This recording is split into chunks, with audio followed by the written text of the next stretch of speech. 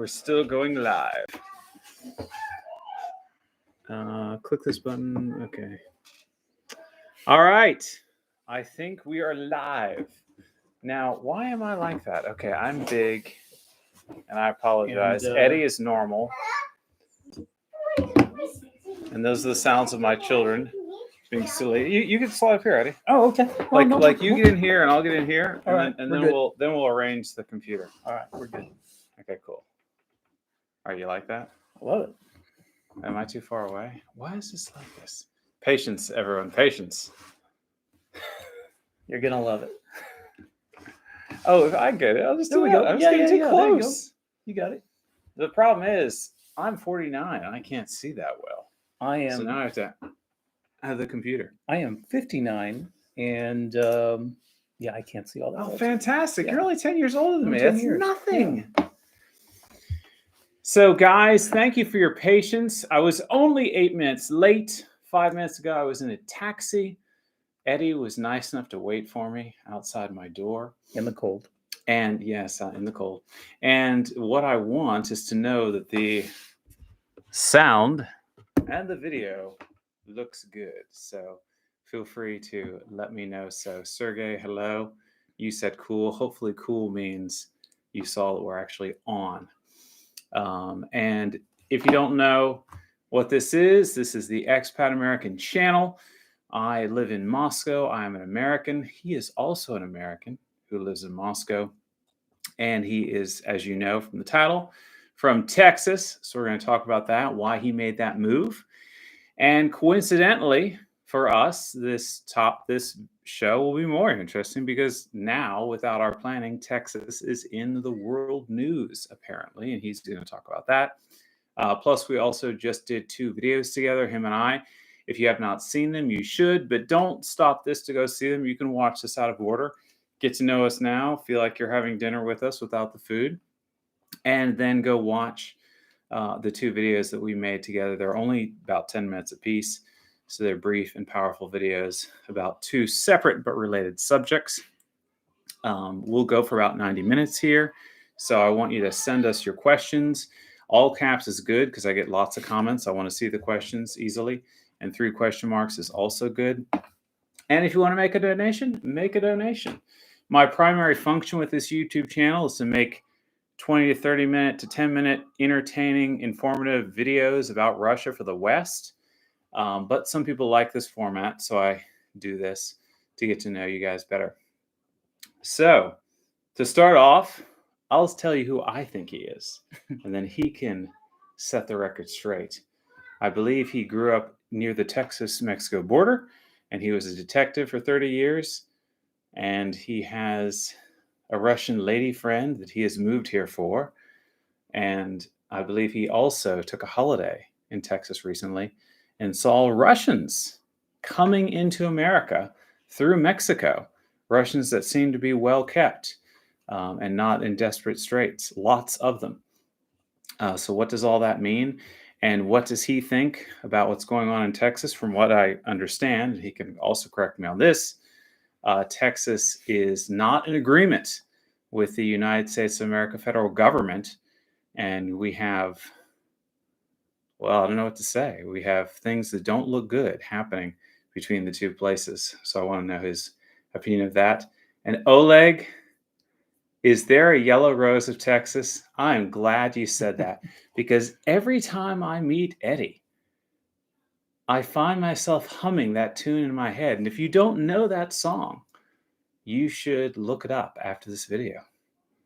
Please do. Do you know it, Eddie? Not right up. Not by heart. You don't? Dun dun dun dun dun dun dun dun dun dun dun. I mean, I can hear it playing. Dun dun dun dun dun dun dun dun dun. Like that? Yeah, you sing pretty good. Well, yeah, but it's not what I get paid to do. I don't even get paid to do this hardly. But anyway, So Eddie, go ahead. Tell us who you are. Okay. Well, first of all, let me just say that you are about 85% correct. Cool. I'm good with that. In what you said of who I am. My name is Eddie. I am native Texan. And yes, I do have a lady friend who is actually a fiance. And we are in the process of getting married Wow. soon, very soon. Fantastic. Yeah. So I just announced that to the world. Anyway, Oh, congratulations, man. thank you very much. Thank I you. did that too once. Yeah. Not the world announcement, but Oh, okay. But the the marriage part. Russian lady friend part. There you go. And the part about being a detective, let me kind of elaborate on this a little bit. I did work for over 30 years in law enforcement. About 14 years of that was as a commissioned officer in a reserve capacity, and about 30 some odd years in support capacities in law enforcement. What this means is like non-enforcement support roles. So I do have a broad experience in law enforcement, especially in the Rio Grande Valley. This is the area of Texas that is along the Mexico border. So I was born and raised in what we would consider a small village here in Russia, maybe 12,000 people. Oh, wow, that is small. Yeah, a very, very small community, and about 35 miles north of the Mexican border, and spent my entire, well, up until just a few years ago, my entire life in this area. So the border and the border issues of Texas are near and dear to my heart, and they were everyday experiences as well. So if you have any questions about what you're hearing in the news, or just questions in general about Texas or about the Texas border, please let me know. And by knowing my last name, which is Gonzalez, you can also infer that I am of Mexican American descent. So there's also a cultural familiarity with Mexico, with the language, with the customs and the culture. So if you have any questions about that as well, be happy to answer that too. So tell us first, Eddie, how did you become aware of Russia and your interest in Russia and moving to Russia and all that stuff? Well, I met a girl. And it starts, and the story starts there. Mm-hmm. In 2017, I met a very wonderful Russian woman on a Facebook group, and we began to chat. And before we knew it, I had decided that I wanted to meet in person. She wanted to meet me in person as well. This was 2018, the summer of 2018. There's the World Cup happening here in Moscow. Okay. And I decided to travel to Moscow to meet this wonderful woman. You came during the World Cup? I came 2 months after. Okay, well, it was probably fixed up pretty well. I was talked out of coming during the World Cup, and I'm glad I didn't. But I came in August. August, by the way, in Moscow is probably the best weather if you want to do outdoor sightseeing, traveling around. We'll talk about that later. August, you think? I think August. Yeah.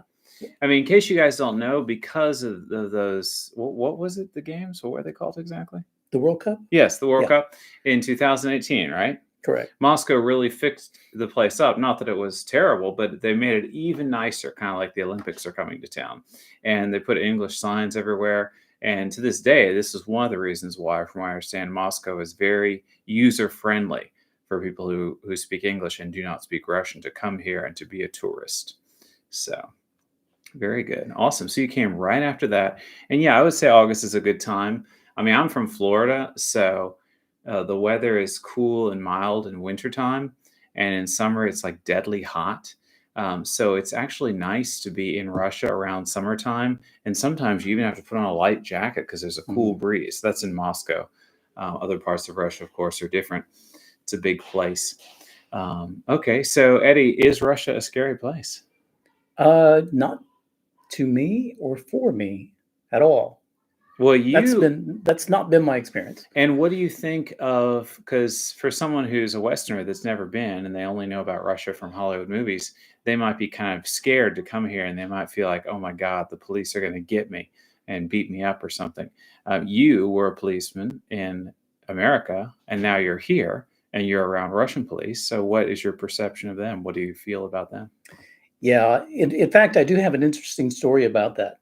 So before I traveled to Moscow, I'm a curious person, so I investigate what I don't know so that I will know. So I did my due diligence, Yes, yes, yes. and I looked up YouTube videos about Moscow and about Russia. So I learned a little bit about that. I learned a little bit of the language and some of the customs. So when I arrived as a foreigner, I wouldn't step over any cultural uh, norms and things like that. You kind of just want to blend in. Mm-hmm.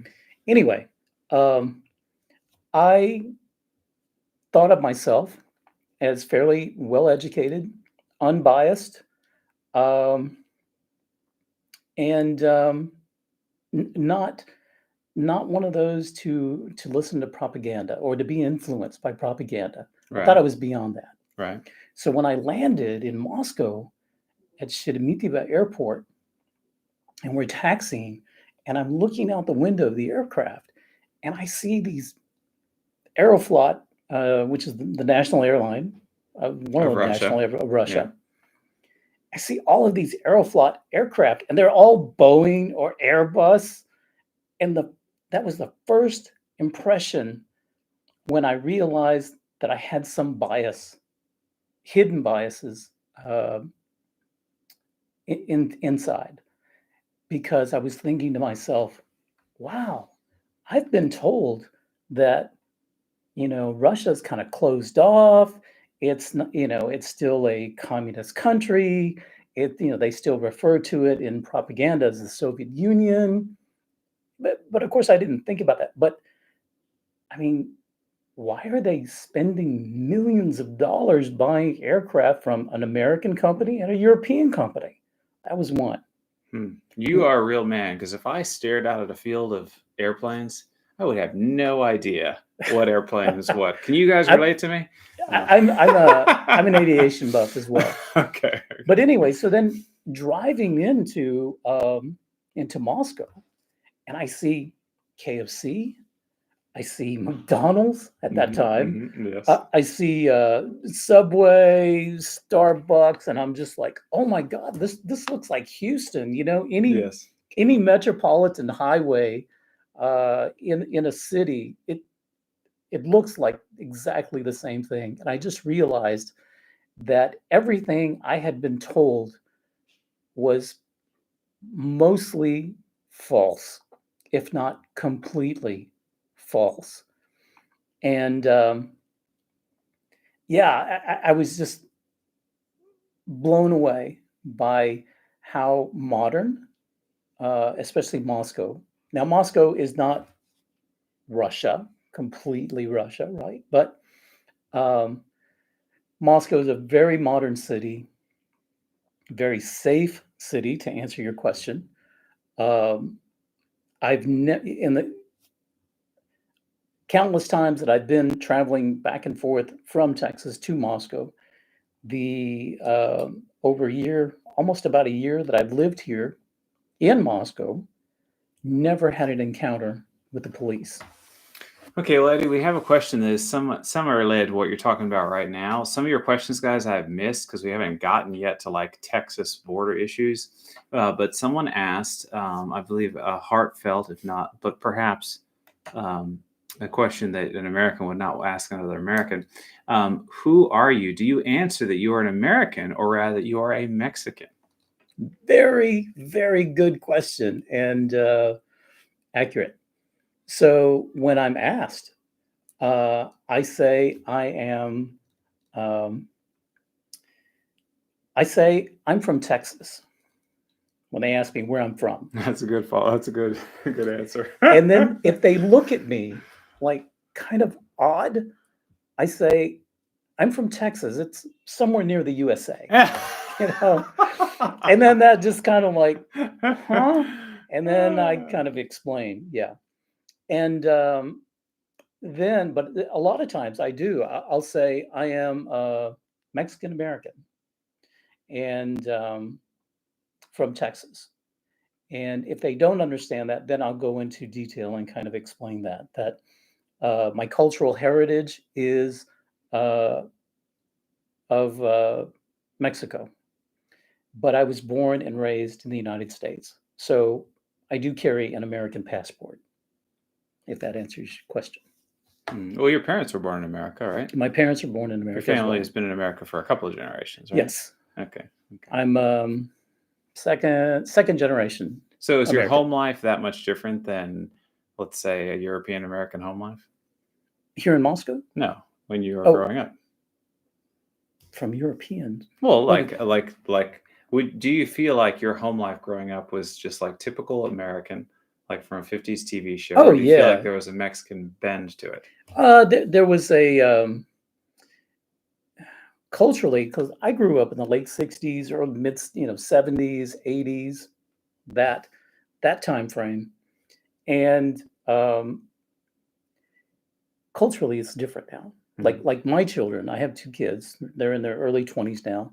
They were raised slightly different because the culture has changed during that time. But when I was growing up, my generation played outside until it got dark. You could, I could tell my mother, I'm going to so-and-so's house, one of my friends, and be gone. And yeah, so it was a little bit different. But I was Americana. You know what I mean? Growing up. Right. And that's my point is I don't know that there is, like, although you might be genetically Mexican, I don't know that there's that much of a difference in America, except, you might eat more Mexican type food. You might play more Mexican type music, but that's pretty much it in my experience. Would you say so? Pretty much. For the most part. Yeah, I love Mexican food. I do listen to some Mexican music, but not a lot. I'm more of a rock and roller. So. Spasiba. Я хочу вода, пожалуйста. Eddie's coffee has been brought to him by the famous sidekick character Christoph on this YouTube channel. And he thinks that Eddie wants coffee and sugar. Do you want cream also? No, I asked for it. Okay, good. All right. Black coffee. So Eddie's on top of it. So, guys, in case you do not know, my first wife, although I grew up in Florida, my first wife was Mexican. She still is Mexican. She's just not my first wife anymore. And I lived with her in California and had 2 children with her. My family was not in California, so I definitely spent most of the time with her family. So I say I spent a good portion of my 20s and some of my 30s, in Mexican culture. And my observation was there's not that much of a difference. There's more Mexican food, more Mexican music, but it's pretty much the same thing. So that's why I was just curious about that. And my 2 kids from that marriage, I can look at them and tell that they're Mexican, but they're like inside they're the same. There's not really a cultural difference, if that makes sense. In case you are not from America and you don't really understand how we have all these different cultures together. So where are you from originally? So I guess maybe you mean where your family line is from. You want to say something about that? Absolutely. So according to Ancestry DNA, I am about 40% Native Indigenous American from the Americas. So like an Aztec person, something like that? Yeah, Native American, but Native American from the South. Thank you, Christoph. And the majority of my other bloodline leads to Spain and Portugal area.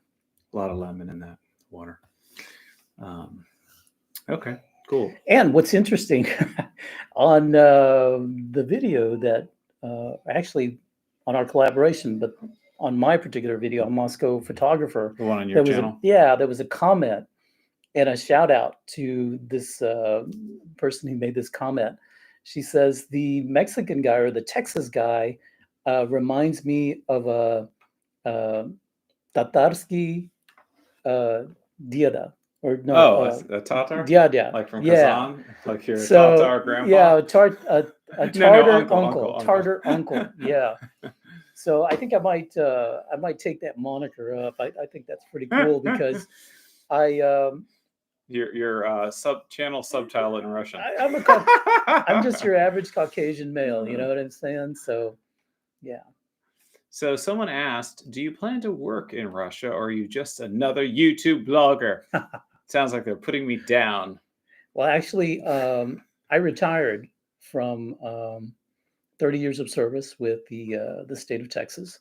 So I do have income from that retirement.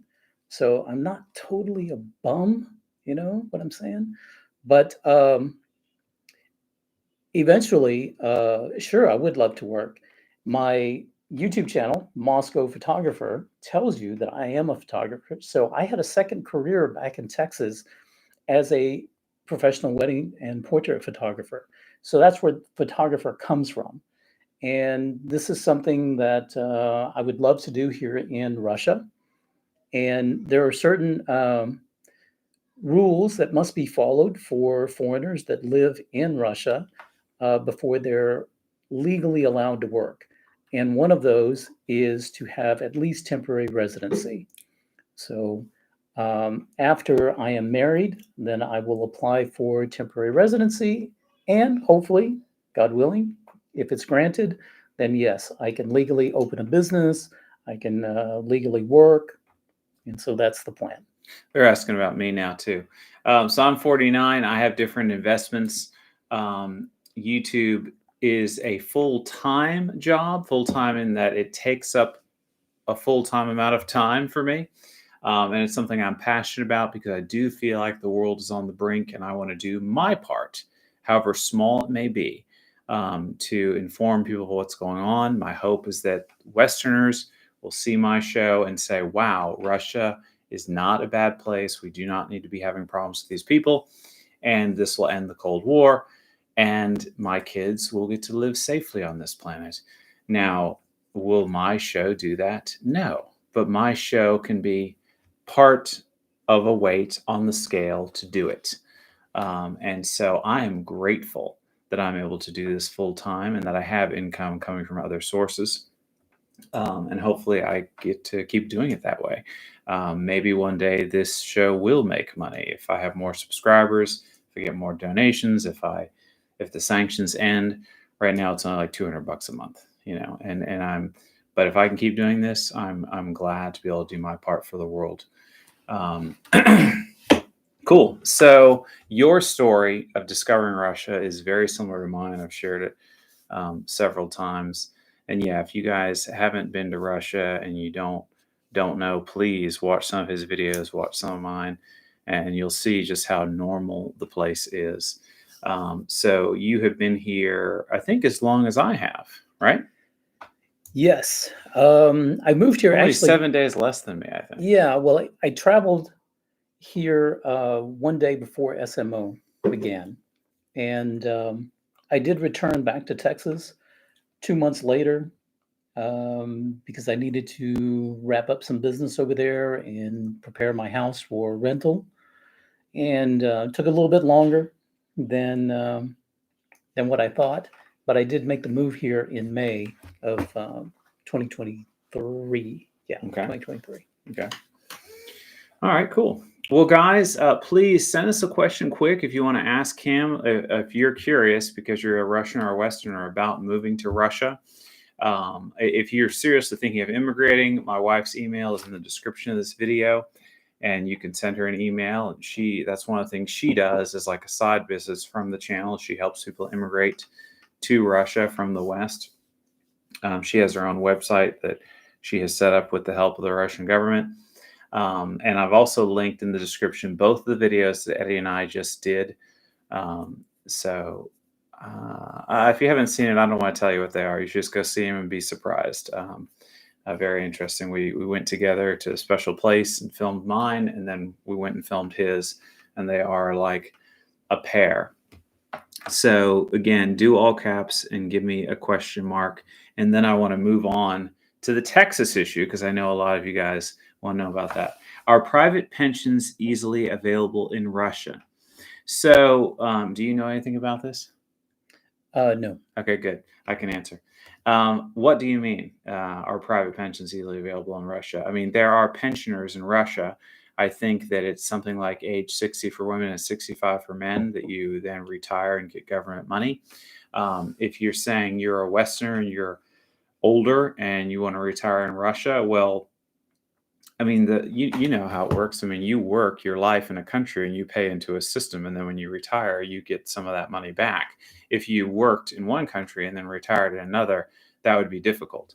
I do know of some American military guys that are still getting their money for their service for America while living in Russia. So I do know of people that are living here that are still getting their check from other countries. Okay. Is it possible to top with a private pension? Rephrase that. I don't understand what that means. What are Russian foods you tried and will not eat again?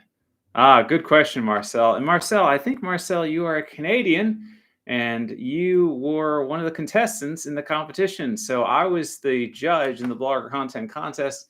Eddie was one of my guys, and that's one of the reasons why we did the collaboration. And Marcel was the other. So you can go to my channel and check out Marcel's video on my channel and Eddie's. But that's something I didn't mention yet. Actually, if you guys don't know this, a little fun trivia that I'll share with just you.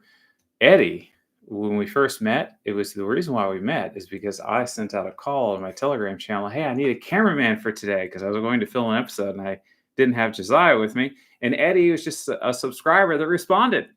So he is the cameraman for the video I did with Lisa with Love, the controversial video. The Russians didn't like it. Called What Russian Women Want. So apparently it offended some Russian people and didn't get a lot of views, but it is a beautifully shot video. And I'm not just saying that because Eddie was the cameraman and he likes photography and he's sitting next to me. It really is one of the most beautiful videos I have, partially because of him and partially because of our location. But yeah, so we did that. And then Eddie applied for the contest. And so I got to be his judge in the contest. He did a great job. And then we started thinking we're going to do a collaboration and he's going to really push his channel. So it's been great to work with Eddie. As you guys know, probably I work with a lot of YouTubers. I think the collaborations are more fun. And I really want to do whatever I can to help there be many, many YouTube channels in Russia. Because again, I'm 49. I didn't start doing this because I wanted to be famous. I started doing this because I want there to be peace on the planet. So for me, the more YouTubers I can make successful YouTubers, the better. And I think you discovered me off of my Mexican video. Is Moscow Mexican, right? Yes, in fact, I discovered your channel while I was still in Texas. Oh, really? Yes, before I traveled here in moved here, May of 2023.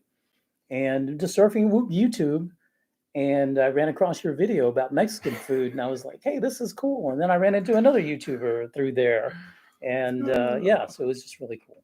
Yeah, maybe I was kind of missing America. And so I just did this just stupid video called Is Moscow Mexican? Ridiculous title. And I went around with Josiah and another Mexican guy that I found living in Russia. And we went to 3 different Mexican places and just kind of checked it out to see how authentic it was. So that was cool. All right. So question, what was the cost of moving? And if you don't have friends or family here, how would someone be able to survive? Say if you worked for a major company and transferred to Russia.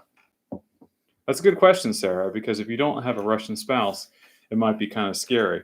I mean, there's a farmer family that I just did a collaboration with right before Eddie's, and they are both from Canada. So, well, basically, so they're coming here and they don't speak Russian and they don't know a Russian person. Eddie, do you want to say anything about that? You know, every situation is different. Mine would probably be more difficult if I just wanted to move here just to move. The immigration process is difficult unless you have certain reason to legally immigrate to Russia. And maybe you probably know more about that because it's what Sveta does. But yeah, if I did not have a Russian spouse, it would be more difficult in my particular situation. Everybody's situation is different. If you are contemplating moving to Russia, I suggest you do a lot of research, ask a lot of questions, and a great source would be your wife. Yeah. Her email's in the description, and like I said, that's her main gig. Is she's taking emails from Westerners that want to move here, and she is working with them and helping them figure out how to do it. It could be something small, or she has a small fee, or it could be just a couple of questions for free, or it could be some people they want to pay her a hefty amount because they want her to meet them at the airport and rent them an apartment and take them wherever they need to go and just be their personal assistant to help get them set up. So it's really dependent upon what your needs are and what your finances are if you want to make this move. But Russians are not scary bad guys. They are traditional family values people, and they definitely want to help you if they feel like you have a good heart and you're a good person. And if you're considering this move and you're interested in Russia, thank you so much, guys. Sorry to interrupt, but I just got a donation from DKK. I really, really appreciate it. Pint on me. Thanks, man. I will have a pint on you for sure. Really appreciate it. So yeah, if you guys want to make a donation, it helps the show out a lot. And if you have not yet subscribed to Eddie's channel, please do so because his channel is brand new. Please do. Please and it do. is very hard to start a YouTube channel. I know because I did it, and there are a lot of people that they have the skill, but to get from 0 to 1,000 subscribers is very difficult. It is once you get going, you can kind of keep it rolling if you're talented enough.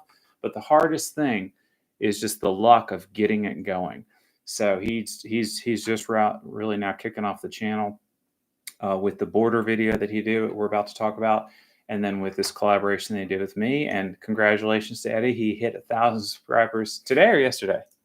This morning. Oh, this morning. About so 7 he a.m. just hit it. Thank you. Thank you. If you're subscribed to my channel and you're on this live stream, or if you're watching this later, a heartfelt big thank you. Spasibo большое. Okay, thank you. Right. So, and guys, if I missed your question, I apologize because the comments are coming in so fast. So give us all caps and give us 3 question marks. And if it is not about Texas and Mexico, please get it going. And I'm going to be watching for it with this eye while I talk to Eddie with the other eye. And we're going to start moving into the Texas thing, I think. But wait, Eddie, do you consider going to various beautiful locations in Russia to do photography? Absolutely.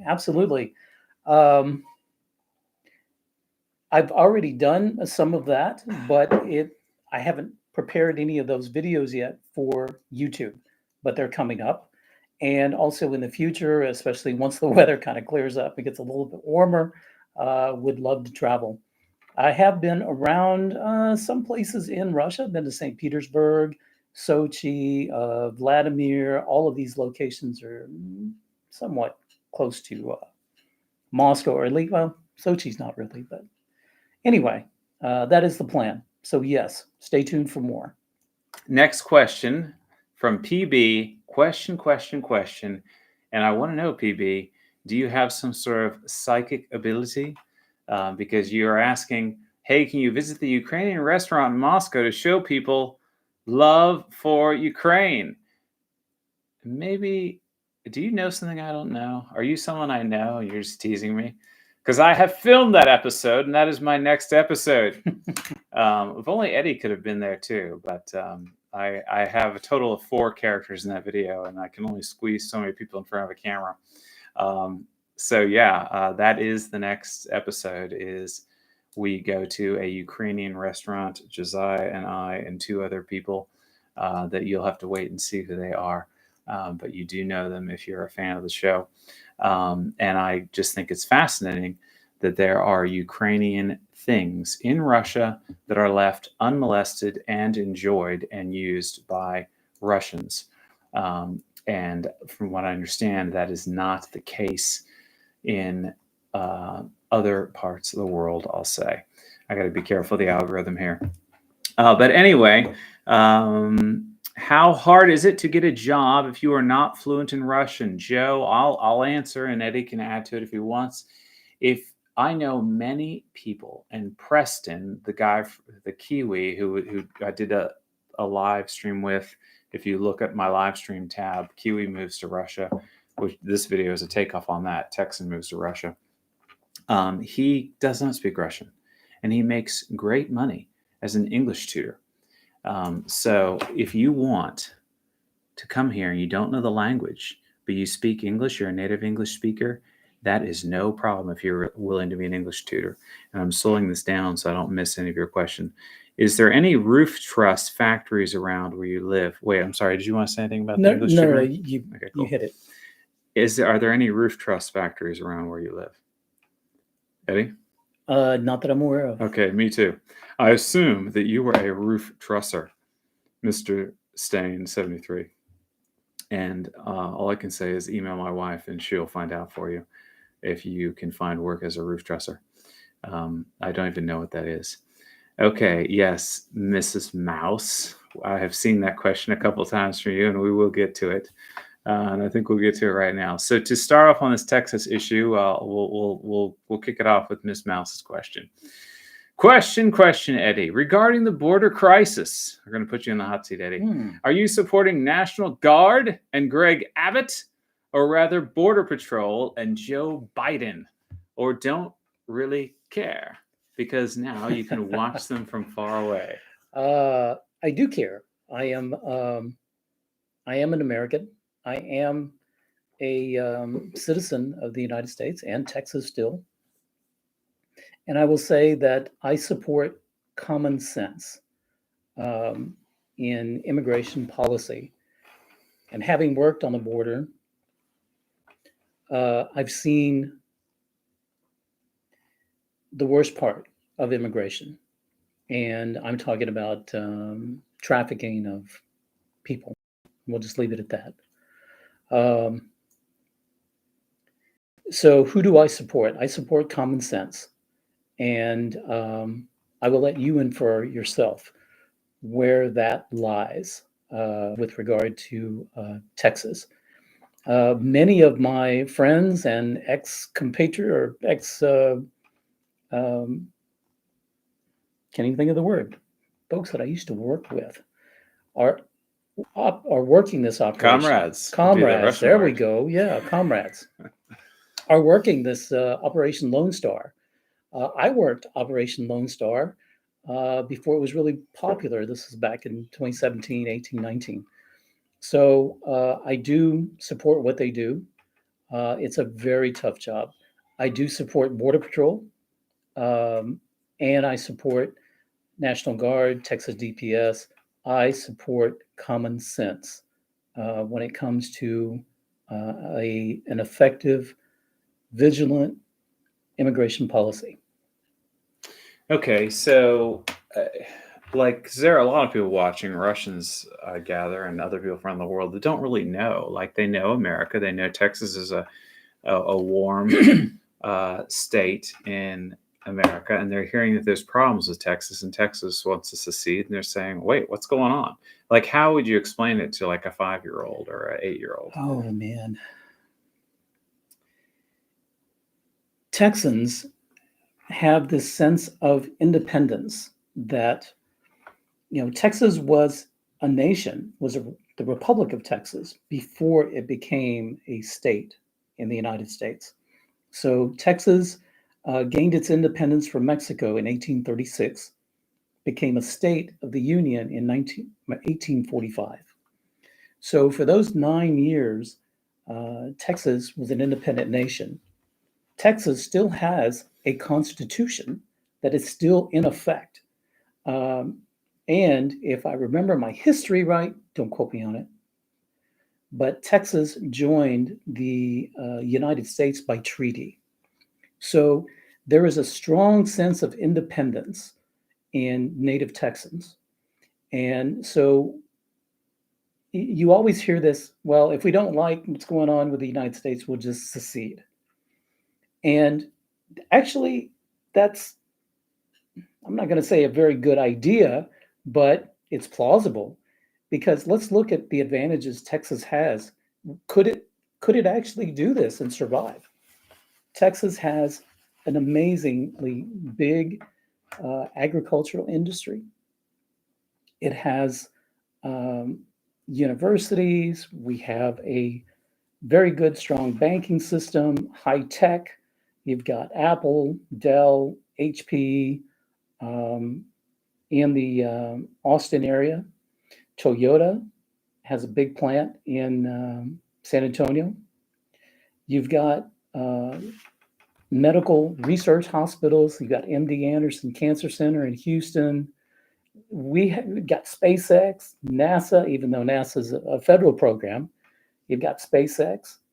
So not to mention, you've got a lot of oil and a lot of natural gas.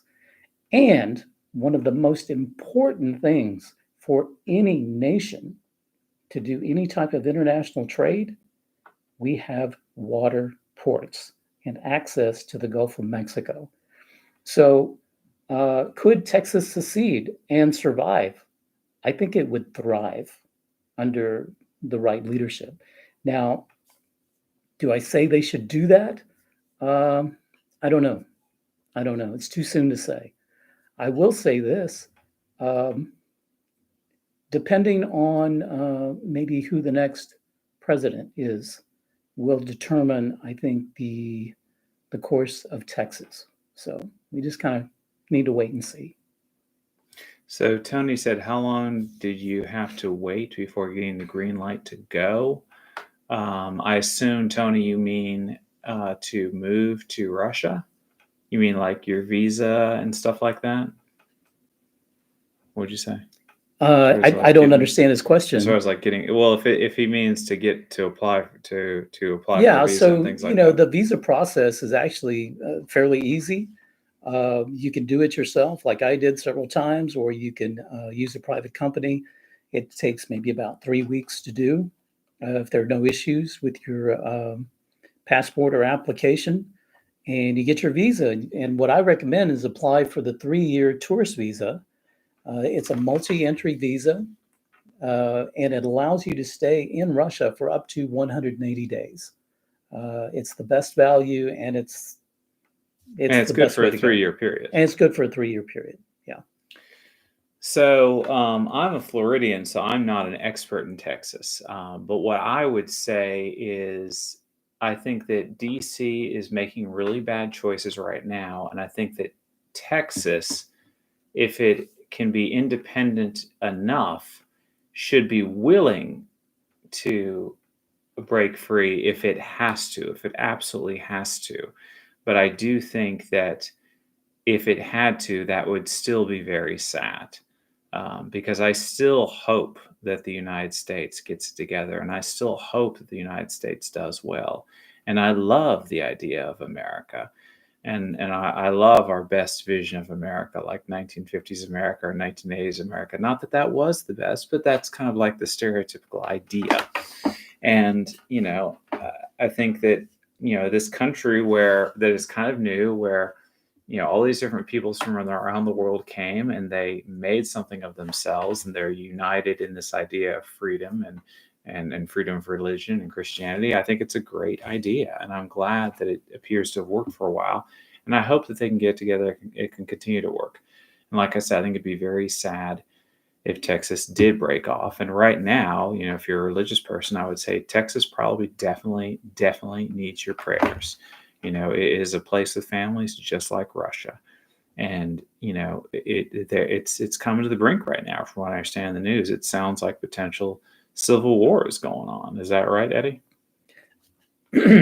Like, what is technically happening, Eddie? So what's technically happening is, from what I understand it to be, is the current immigration policy violates laws that are already in place. And because of this, Texas is absorbing a huge influx of people from other countries that are just coming into the country. Texas does not have the resources to house these people, to give them a job, to support them in any way, because immigration needs to be a common sense system, and it's not. So what does Texas do with all these people? So the quality of life for the average Texan has gone down in recent years.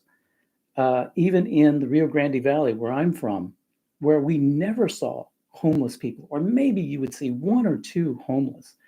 I had gone to city parks, and now I see undocumented aliens just living there. I've never seen that before. So when the quality of life starts to go down because of this crisis, you do have a problem. So the Texas governor has, from what I understand, written a letter. He's written several letters to the president, but he wrote a strongly worded letter where he's using the authority granted by the U.S. Constitution to the states that allows them to defend themselves from an invasion. So the governor of Texas has declared that Texas is being invaded. And so therefore, he's using these legalese to put up fencing in certain areas where these large influx of what we call illegal aliens come across the border. This fencing it's a stopgap. We're just trying to stem the numbers and just hold it back. But the problem is much deeper than just Washington versus Austin. It's much deeper than that, because you're dealing with other countries as well, and Mexico as a neighbor country. We can kind of get into that if you want, but the short answer is, well, I mean, for people that don't know, well, let me tell you this is what I've been led to believe. And yeah, like I said, I'm not an expert, and I'm not saying this is how it is. I'll say what I've been led to believe, okay? And then you amend my story, right? It's from what I understand. So colonial America was young, and America was only the colonies, like the 13 states, right? And as time went on, we bought France's part. America, the colonial Americans, they bought France's part of America, which was like the next quarter tract of land, basically, right? Called the Louisiana Territory. I think Jefferson bought it from Napoleon. And then after that, what is now Texas, that was part of Mexico. And from what I understand, colonial Americans were allowed to move in temporarily to farm that land and to live there, because Mexico didn't have enough people to manage this land, and they were happy to have people work it, and they were happy to, I guess, go further out and get freedom and do things like that.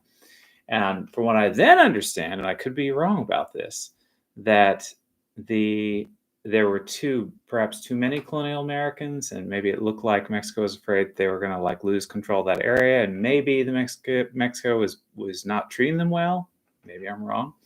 And then I think this came to a head where then these settlers are wanting to say, this is going to be our own country, it's going to be Texas. Of course, Mexico didn't like that. And then I think that it became a big war, which is the central piece of that is the Alamo, which I think the whole world knows about. If you don't, I recommend seeing the movie The Alamo, not the old versions, the new one. the unpopular one. It's not unpopular, but it didn't get people didn't see it. But Ron Howard directed it. It's starring Dennis Quaid and Billy Bob Thornton. It's a great film, really good movie, I think. But from what I understand, there was in this war, because we can all look back and feel like everything's fine, but when a war is happening, you don't know what's going to happen, right? And I believe that Washington, D.C. was under threat for being captured by the Mexican military, and Mexico City was under threat of perhaps being captured by the American military.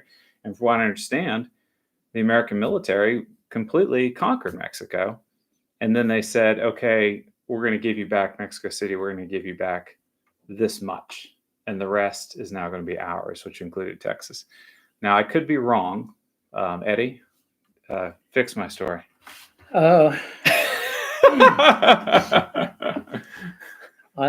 am not a history expert. Then just say Joe's right. Joe's right. Yeah, from what I know. But no. You know what? We broke 300 in the live chat. Oh, cool. And then after I told that 5-minute story, we're now down to 266. So anyway, forget the Mexico talk. Back on Russia. No, go ahead. Tell us. No. I want to know. What was the question? I even forgot about that. My speech about how Mexico and America were. Was I correct or incorrect? You were generally correct. Okay, yeah. Cool. Yeah. Is there anything that you should fix for me? Well, of course, what Joe was talking about was government against government. But what you have to understand is that the people that live, the peasants, their lives are a little bit different. And so you do have a lot of commingling between cultures and people and languages and religions. And it's just not that simple. So Texas is like a mix of Mexico and American culture. And you cannot separate the two. And in present day Texas, it's even more so. So I just send benevolence to Texas. Send benevolence everywhere. The world needs it. Why does Mexico allow so many to just walk through their country?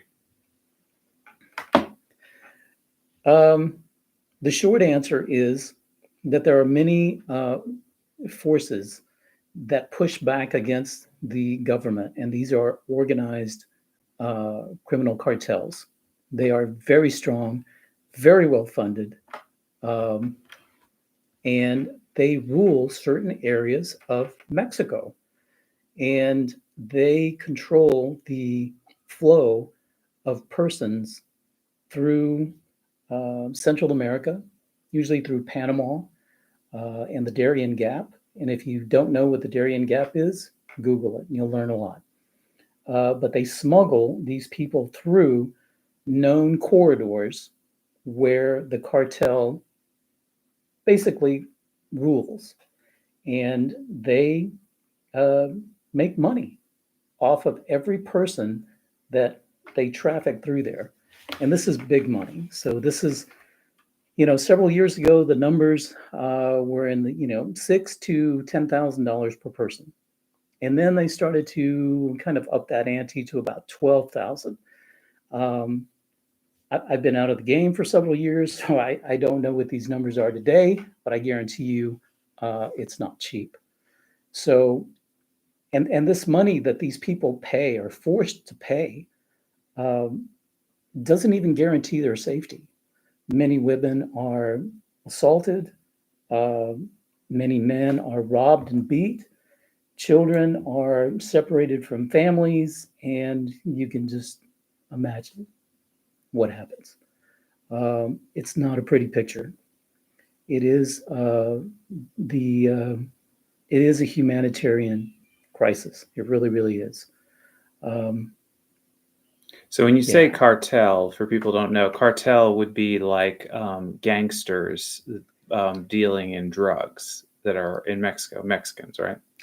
Yes, the cartels were organized crime, organized criminal organizations that started to move drugs. Then they realized, because of the laws at the time it was more lenient if you got caught smuggling a person criminally. The penalties were much more lenient if you smuggled a person rather than you smuggled dope. So they changed their commodity. So yeah, some still deal in drugs, but they decided, let's move people. And then finally the laws kind of caught up with that, probably about a decade later. But that's why they started moving people.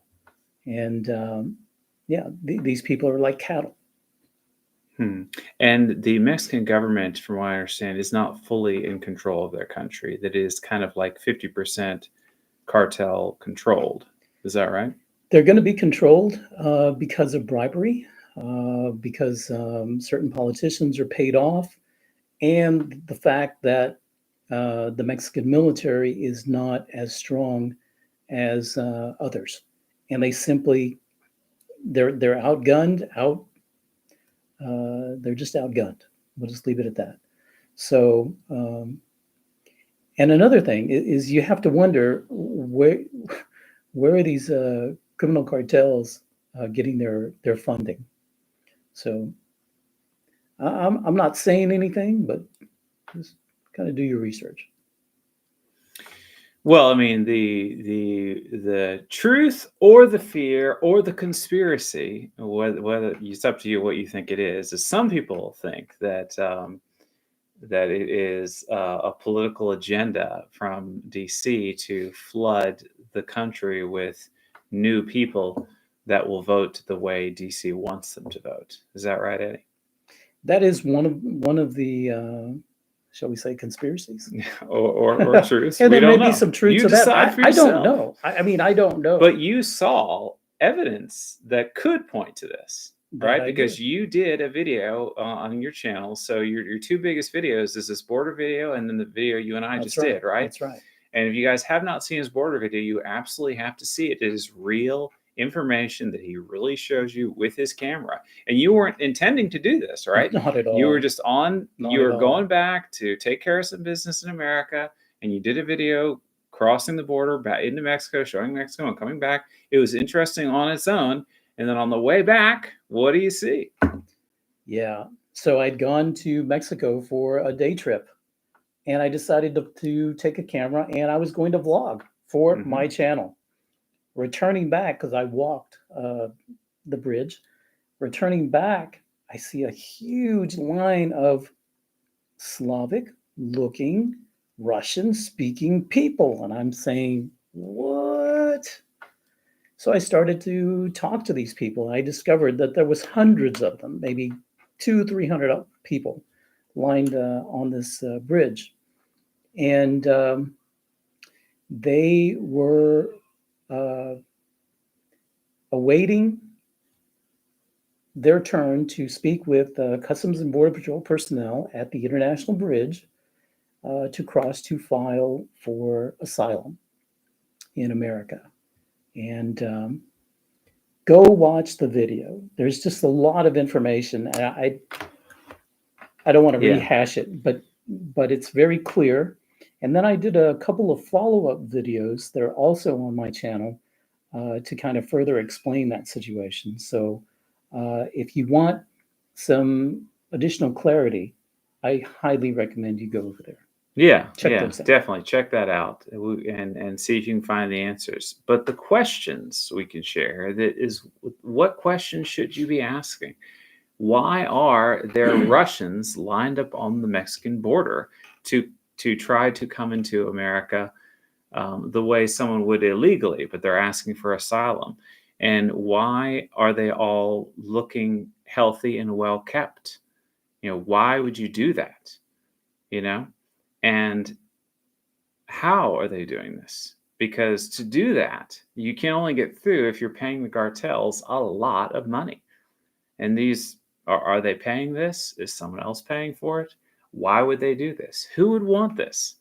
Eddie and I are Americans. We're in Russia. We flew over here through New York or Paris or wherever, and if you're thinking of immigrating, by the way, you can't fly directly. You have to fly to like Turkey or Georgia or something like that and then fly it over.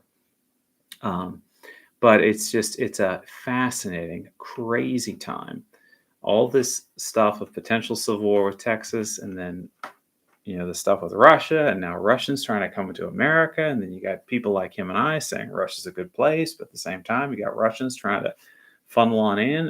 Why? What is going on? It's like the world is turned upside down. And if you're just joining us, this is Expat American. Make a donation if you can. Help us out. Help our channels out. Subscribe to Eddie's channel. Click like if you haven't clicked like. And click share. We are 2/3 through this stream. I'm going to go for like another 30 minutes. So if you have a question, please don't be shy. Ask your question, and click share and send it to your friend right now, and maybe they can jump in the live stream for us.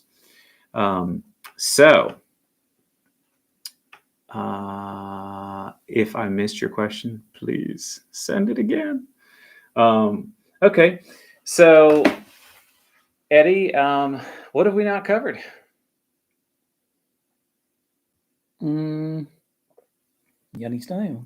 I don't know. That's a good one. So he just said Yenny style, which means I don't know in Russian, which is good. So he's getting good at his Russian. And I will say I've seen lots of you texting in Russian in the chat. Sveta is not here with me, and I can't read that, and neither can Eddie. So if you can, translate it to English. Someone said the Lake Baikal expert is Daniel from Wild Siberia channel. Yes, I guess you're answering someone's question. All right, so Eddie and I also, the two videos we did that are linked that you haven't seen, we found NATO tanks in Russia. So we went and investigated that and showed that to you.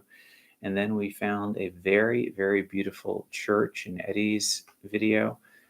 Orthodox church. You definitely want to check that out. And a lot of young people are telling me that it looks like Warhammer 40K. I don't know what that is. I guess it's a video game of some Never kind. heard of it. How's your experience regarding public transportation, Eddie? Wonderful. The metro system, bus, all city transportation in Moscow runs like a well-oiled machine. It's very inexpensive. Depending on where you live, especially if you live within the city of Moscow, you can not own a car and get around perfectly well.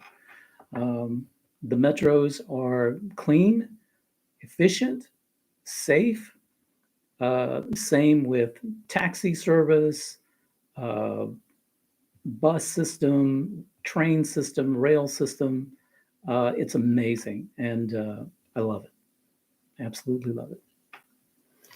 So I'm looking for questions, but I'll tell you guys, I actually went to Mexico a couple times. When I was in my 20s, I was living in California, and I walked across the border, and it looked just like what you'll see in Eddie's border crossing video. And I was like, wow, this is interesting. It's like shabby chic, I would say. It feels organic, and it feels like it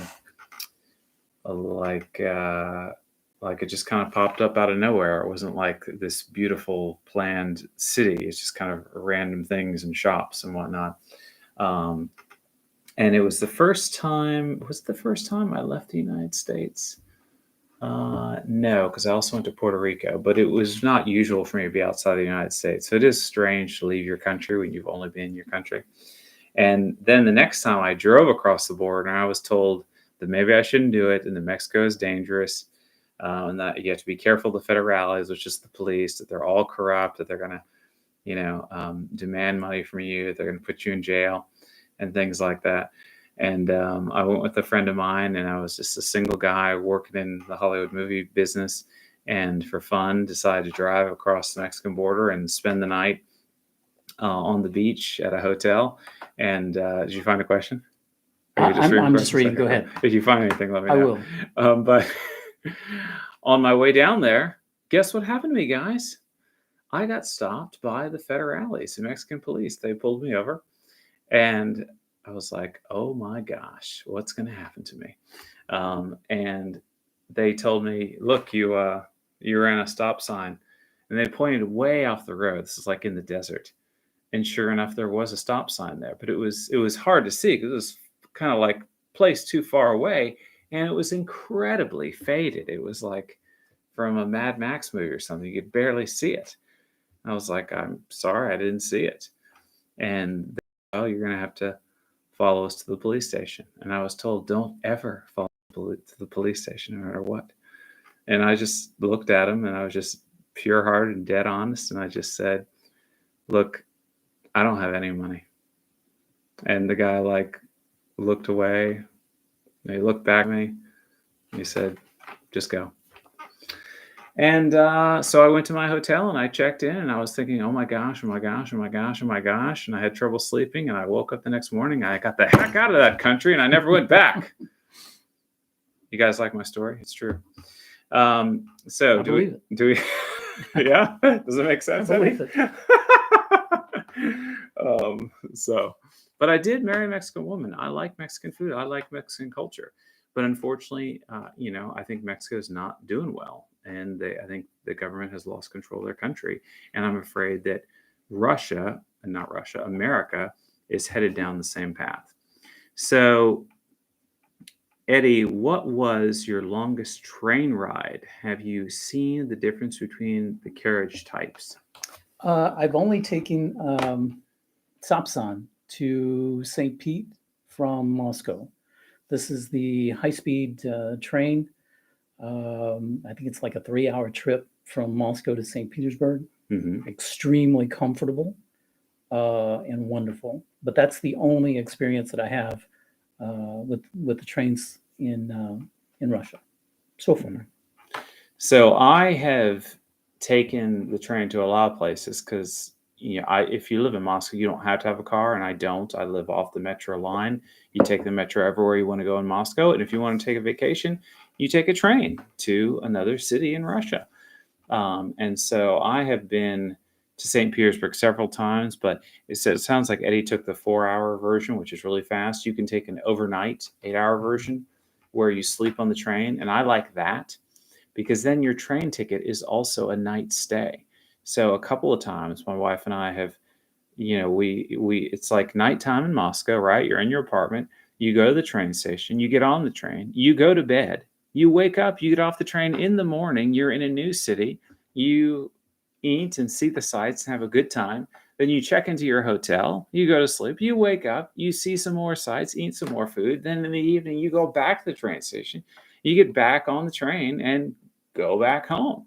So with only one hotel night and one train ticket, you get to see this beautiful city. It's like if you live in Los Angeles and you want to go to Vegas, living in Moscow and taking a trip to St. Petersburg. Same type of situation. And I have taken the train all the way to Kazan, which I think is part of the Trans-Siberian Railroad.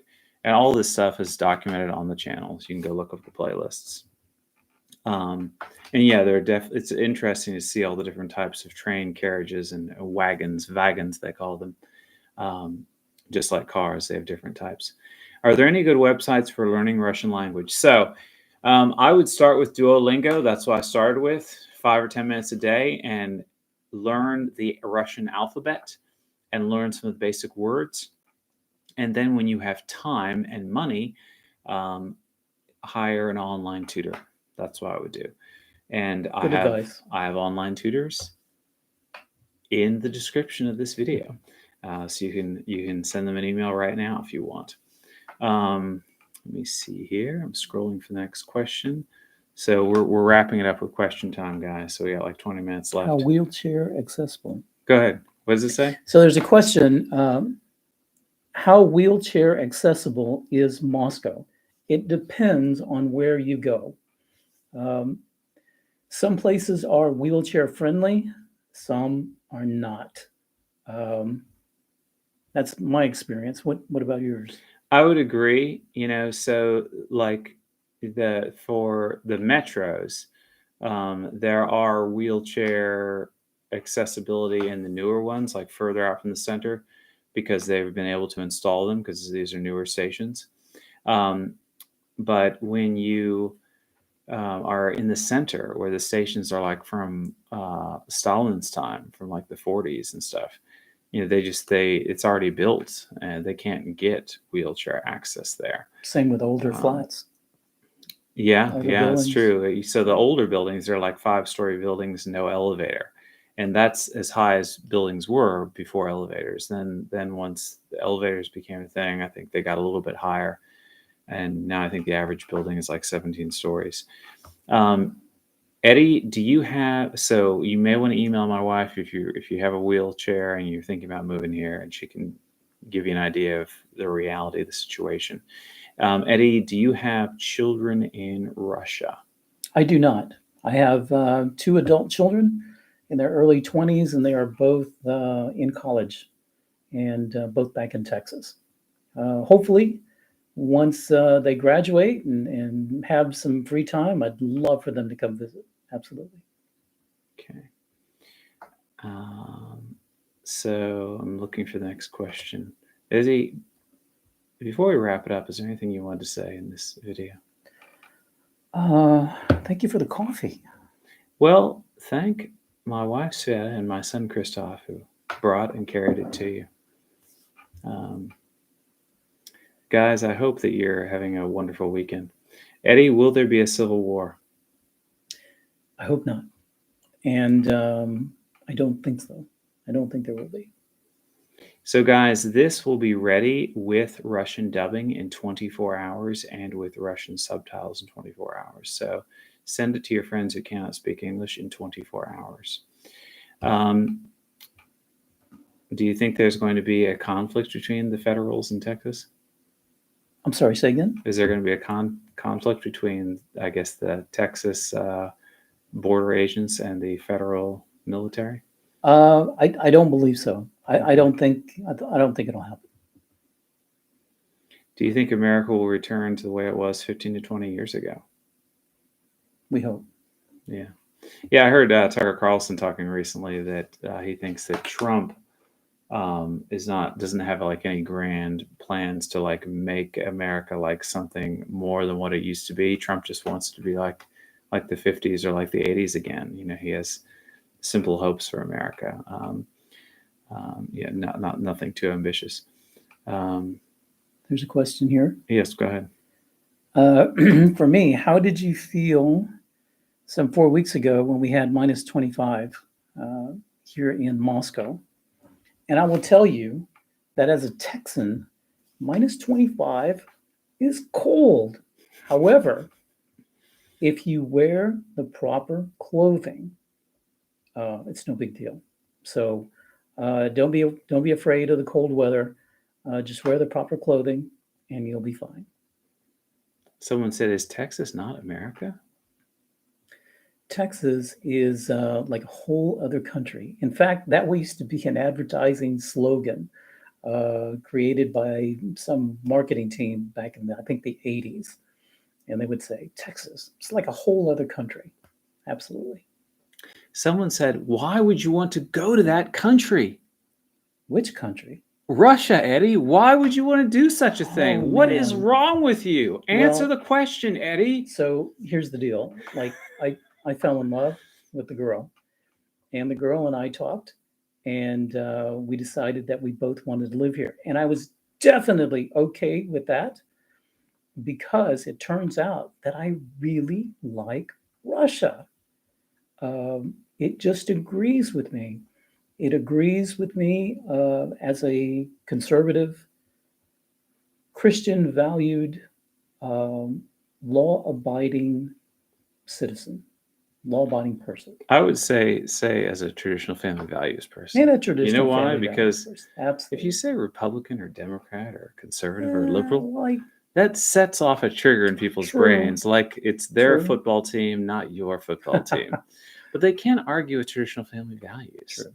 And we want to reach people. We want people to listen to us. Traditional family values.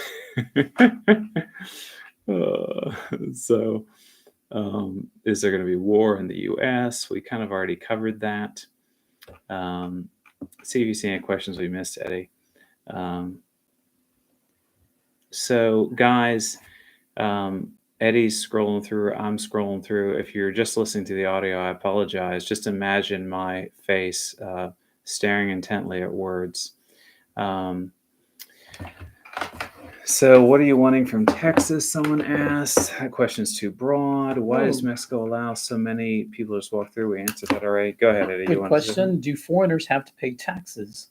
I would imagine you mean in Russia or the United States. Well, I'll answer that question. I'll answer both. So as an American citizen, you have to pay taxes in America, even if you earn money outside the United States. As far as the Russian tax system, you become legally obligated to pay taxes in Russia if you have the legal right to work. So if I had say at a minimum, a temporary residency permit, and I was making money in Russia, then I am obligated to report it and pay my taxes. I have no problem with it. Do the cartels have control in the U.S.? I would say maybe some areas of the United States, there is a strong cartel presence. Whether it's visible to the average person, maybe not. It's probably extremely visible to law enforcement because that's what they're trained to do.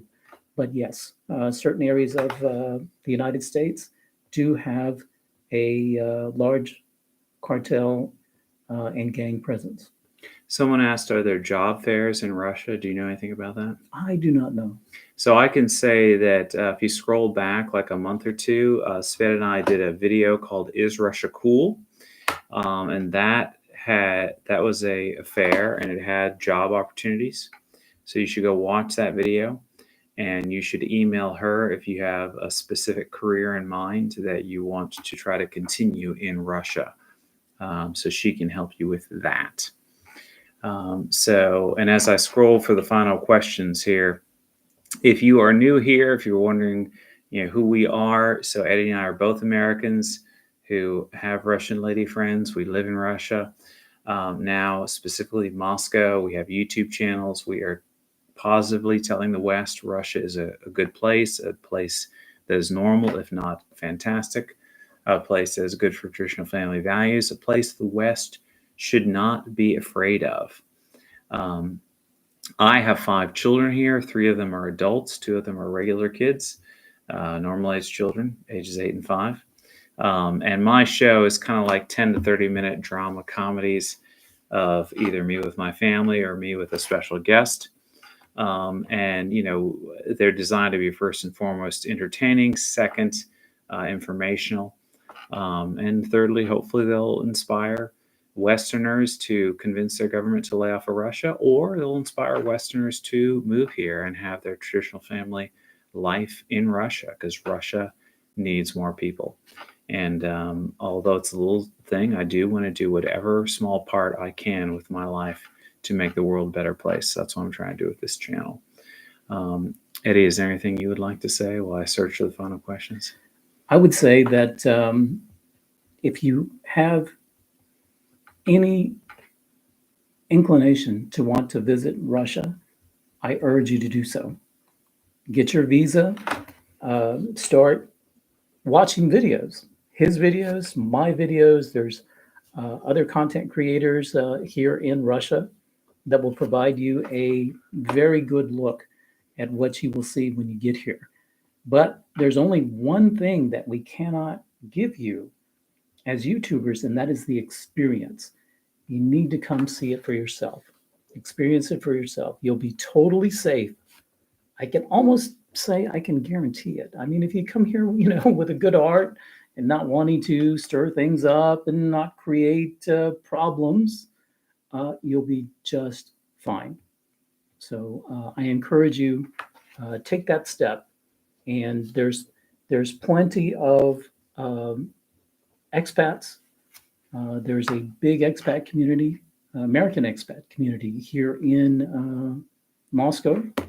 But Brits are okay too. They blend in quite well with I know our a few. thriving American community. We let a little Brits in. and an Irishman. So I do know one. I do know an Irishman. Is there a difference? I'm just teasing you guys. Yeah. Teasing my Anglo-Saxon friends. So, do we have Russian citizenship, Eddie? Someone wants to know. Not yet. I have residency.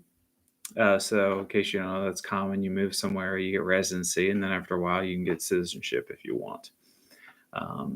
So, I believe I'm good enough to now apply for citizenship because I'm married and because I've been here long enough. Is the Russian language difficult to learn? Very. I hear, to be technical, it's about 10 times harder than the English or the, quote, romantic languages. And can you get well-paid work in Russia, Eddie? I'm not qualified to answer that question because I don't work here in Russia, so to speak. But yeah, especially as like I said, an English tutor, there's plenty of people here who want to learn English. So you could probably make, I'd say, a decent living. Now, the cost of living here is different from the West. This is something we really didn't talk about. So if you have American dollars, your American dollars tend to go a little bit further here than they would in the West. But I can't just give you a dollar figure and say, well, you're going to need this amount of money or this amount to live on. It all depends. If you guys watch this later, the live chat playback will be ready in 24 hours along with the dubbing. So if you share this with people, and you should, I know you will, you can let them know they can watch it along with that. And I always watch it later and I read all of your comments because I can't keep up with them all now because I have to be entertaining and answer questions. So some of you are just leaving comments and I will read those later. And Eddie will too, of course. Absolutely. And, I know that some of you are shy, but as we go into the final moments, I give my closing speech. We have 231 of you watching this live right now. We were over 300 at one point. So I know you have a question. Don't be afraid to ask it. I'll be looking for it with my one eye as I finish this up here. I thought English was banned. They removed all the English signs. Okay, so that's a good question, Tony. So they have passed laws recently that signs should be not in English, in Russian. I don't know the exact specifics of that law, but I think that's a good thing because the idea is Russia wants to have its own culture and its own language. And Russia had a hard time after the Soviet Union. And, America as a capitalist country, they kind of partially moved in here and set up businesses. And, Russians watched Hollywood movies, and a lot of Russians thought that America was cool and they were looking to America. And so there's a lot of Russians that feel like America's better and Russia's not good. Just like you have a lot of Americans in America that think America, the successful country, is terrible and they're really bad. You got Russians that like Russia and Russians that don't like Russia. You got Americans that like America and Americans that don't like America. And so Russia now is trying to improve country pride, and they should. And yes, so a lot of English signs went up because of the international games that we had here recently. And now a lot of English signs are having to come down because of laws. Now, if it's like to help people on the metro, I believe you still have English in like the state hung signs. But if you were to open up a new coffee shop and you wanted to call it, American coffee in English, don't drink Russian coffee or whatever, that would not be allowed. Miss Mouse. Huh? That's a comment that I Go want ahead. to respond to. Go ahead. Say her question and respond. Yeah, it says, Eddie, do you cook? Duh, I do. And have you tried to cook some Tex-Mex dishes? Yes, I did last night while living in Moscow. Have you been able to find all the necessary cooking ingredients in Moscow? Yes and no. You can find spices that are very accurate. But this last time that I went back to Texas, I brought some really, really authentic spices with me. But yes, you can find virtually everything, especially in Moscow. Moscow is such a huge city, and it's the capital. So yeah, you can find everything here. Okay. Someone says they moved to the other side of Russia. They want to know what's something about Russia that surprised you. How calm and beautiful and wonderful the people are. Very, very sweet. Too sweet. It's true. True. And exceeded expectations. Back on food, I don't see as many bacon options, but I do see more sausage options. And Kevin who has a YouTube channel called America in Crimea, he suggested that you buy pig fat sala, smoked version, and cut it up, and you can cook it, and it tastes just like bacon. So I actually have that in my fridge, but I haven't cut it up yet. So I'm going to try it and see if what he says is true. Is there an inheritance tax in Russia? I would guess not. I don't know. Do you know, Eddie? I don't know. Email my wife and find out. Do you find that Russian foods are very healthier? Yes, I think. I'm not a dietitian, but it appears to me that Russian food is more natural and more healthy. Maybe not quite as tasty, but way better for you. That doesn't mean I don't find Russian food tasty. I like it. But if I were to go to a Las Vegas buffet, it would probably be tastier than a Russian buffet. But I will probably definitely feel sick afterwards, whereas the Russian buffet, I will not feel sick afterwards. Does that make sense, guys? What do you think, Eddie? I think that's accurate. So if you come to Russia, I recommend going to Mumu. It is a middle-class priced quality cafe that gives you a very good sampling of Russian food. Is there any news about Dan, a Mexican Marine from Siberia? Is there a Mexican Marine from Siberia named Dan? I think so. I think I met him once. Dan is okay, guys. He's totally fine. He is doing a little private world tour right now. And I've recently seen that he is all fine and good. But I'll keep you posted if I learn anything else. So guys, please click like, subscribe to my channel and Eddie's. If you have not seen our collaboration, it's linked right below. And once this is no longer live in 24 hours, I'll probably put the boxes on the screen as well. But yeah, you definitely got to check it out. Very interesting videos. Please, give if you can donate to our channels. If you can't, sharing as much as you can very, very much helps. It's very funny, Sergey. You're distracting me. And so here's another question I can answer real quick because we have about a minute and a half. Are you buying a house there? Are you going to buy a house here? No. No? You're just going to rent for the rest of your life? No, actually, my wife-to-be owns a flat. Okay, very good. So very good. My wife wants to buy a house at some point. We're living the New York style life in Moscow right now, and we're enjoying that. I don't know. Do you want to have a dacha? Because I would like to own a dacha.